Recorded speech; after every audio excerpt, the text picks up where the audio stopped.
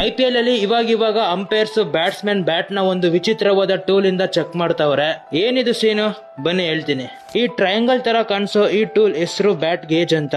ICC rule ಪ್ರಕಾರ ಒಂದು legal bat face width up to 4.5 inches ಇರಬೇಕು, blade depth up to 2.64 inches ಇರಬೇಕು, ಮತ್ತೆ edge thickness up to 1.56 inches ವರೆಗೂ ಇರಬೇಕು. ಒಟ್ನಲ್ಲಿ ಬ್ಯಾಟ್ ಆ ಟ್ರಯಾಂಗಲ್ ಒಳಗಡೆ ನುಗ್ತು ಅಂದ್ರೆ ಅದು ಲೀಗಲ್ ಬ್ಯಾಟ್ ಅಂತ ಅರ್ಥ.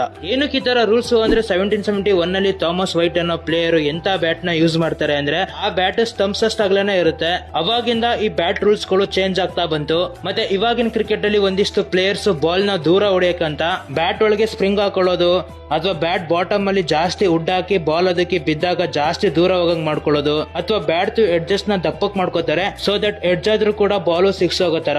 ಲಾಸ್ಟ್ ಸೀಸನ್ ವರೆಗೂ ಬ್ಯಾಟ್ ನ ಪ್ರೈವೇಟ್ ಆಗಿ ಡ್ರೆಸ್ಸಿಂಗ್ ರೂಮ್ ಅಲ್ಲಿ ಚೆಕ್ ಮಾಡ್ತಾ ಇದ್ರು. ಆದ್ರೆ ಪ್ಲೇಯರ್ಸ್ ಡ್ರೆಸ್ಸಿಂಗ್ ರೂಮ್ ಅಲ್ಲೇ ಬೇರೆ ಬ್ಯಾಟ್ ಕೊಟ್ಟು ಗ್ರೌಂಡ್ ಗೆ ಬೇರೆ ಬ್ಯಾಟ್ ತರ ಚಾನ್ಸಸ್ ತುಂಬಾ ಇತ್ತು. ಅದಕ್ಕೆ BCCI ಅವರು ಇವಾಗ ರ್ಯಾಂಡಮ್ ಆಗಿ ಸೀದಾ ಗ್ರೌಂಡ್ ಅಲ್ಲೇ ಚೆಕ್ ಮಾಡ್ತಾರೆ. ಸೊ ಇದೇ ತರ ತುಂಬಾ ಜನಕ್ಕೆ ಗೊತ್ತಿಲ್ಲದೆ ಇರೋ ರಿಯಲ್ ಲೈಫ್ ವಿಷಯಗಳನ್ನ ತಿಳ್ಕೊಳ್ಳೋದಕ್ಕೆ ನನ್ನ ಅಕೌಂಟ್ ನ ಫಾಲೋ ಮಾಡ್ಕೊಳ್ಳಿ.